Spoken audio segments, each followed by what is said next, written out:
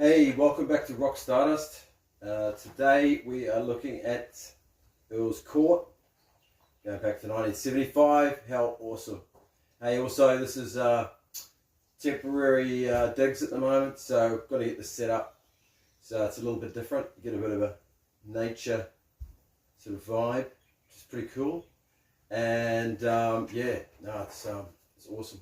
So guys, this is going to be a bit of fun.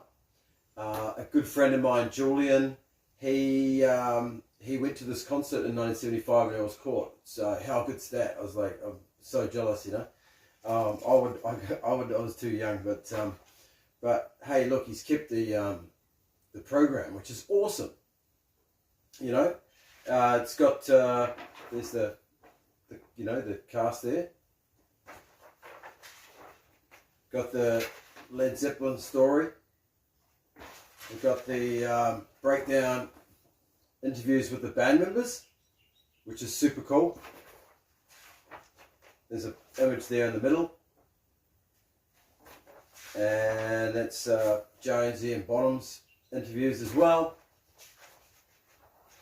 And then there's a piece there at the back about Peter Grant and that sort of thing. And that's you back there, showing the Swan Song label proudly. And that's the back. And no, that's not signed by the band. That's Jules, you know, obviously having a bit of fun when he was a young fella. But yeah, I mean, this was the official program from Earls Court, 1975. Amazing.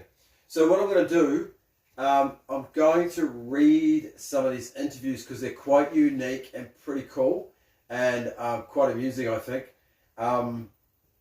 Now, the text font is so small, right? So it's hard, it's really hard to read. So, look at that, it's tiny, right? So, I'll have a crack. I may need my glasses as well, but let's dig into this. By the way, guys, if you haven't yet, please do subscribe. Really appreciate those that have, 250. And do like the video if you like it. And also, love your comments there. Anyone that went to the show or memories of it, bloody brilliant. All power to you. Love to hear from you. So let's dig into it. All right. So obviously this was an amazing occasion, right? You had Peter Grant, manager, tour coordinator, Richard Cole, production manager, N. Knight, Benjamin Neferev, he was part of the crew. Mick Hinton, Brian Conliffe, Raymond Thomas, obviously Swan Song Sound System, Showco, Dallas, Texas. Showco, Dallas, Texas. Lighting. Wow. So here's an intro here. Led Zeppelin's music stylistically is a tour de force, borrowing from Bo Diddley, the Stones, Cream, Burt Bacharach, and Kool and the Gang. Right, a fusion of jazz, rock, blues and flamenco. It is persuasive and snarling, whether acoustic or electric. It is deceptively facile, yet almost never overblown. Really? It relies heavily on the blues for its emotional strength, yet has expanded the electric vocabulary of that ill-used idiom while remaining firmly locked within it. Some maintain that, like the best or worst of rock, Page and his troupe have been schooled in the art of excess. They are too loud and too long. Well, yet the evidence dumbfounds such a view. A song like Stairway to Heaven is characteristic. It begins quietly with acoustic guitar playing an arching melody. The singer stutters out the most simple of themes. Gradually but inevitably the sound develops over the minutes into a massive climax, the bass and drums providing elemental roar from which the guitar, now electric, and singer tear a raging, hurting melody. It's just a piece of that. I don't want to get into that too much, but like, yeah, pretty descriptive writing back in the day. Yeah, you gotta love it, you know. There's more there, all right. There is a piece here which is pretty cool. So that's that. Yeah. So I want to share this piece. I found this fascinating. You know, Page told me of one occasion some years back when, as the group entered, the entire audience of some 25,000 lit matches or candles or lighters and stood in silent recognition of a sound and achievement which spoke eloquently for them and their longings and their agonies. The sight of those flickering beacons, says Page, stopped him dead in his tracks. It was, he recalls, a moment of true magic. There you go, Jimmy the Magician. This is cool. I think we talked for about 3 or 4 hours. His hands fluttering bird-like in darkness.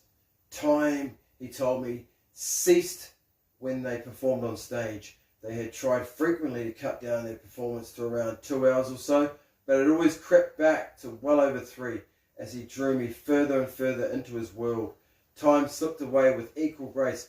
I often think of him now, perched high up in his Hollywood hotel, curtains shut, film projector standing idle, records stacked untidily on the floor, guitar in his hands, waiting, as he says, for something to come through. Occasionally the silence was interrupted by the need to move on to the next city for the next concert. Food is brought in, the armed guard ever watchful, the telephone more or less permanently off the hook, the television blank. That he is worth a fortune is clearly meaningless to him. I think he actually appreciated the money. Surely I would have. Yeah, that's classic. Yeah. He has the isolation and knowledge of a monk. Oh, come on. By remaining calm at the centre of a disintegrating culture, look at us now, man. He is providing an example for its future development. If we need heroes, then rather Jimmy Page than political buffoons or licensed jesters or sporting apes. Rather the shy, nervous, steely youth whose songs are inspiring a generation.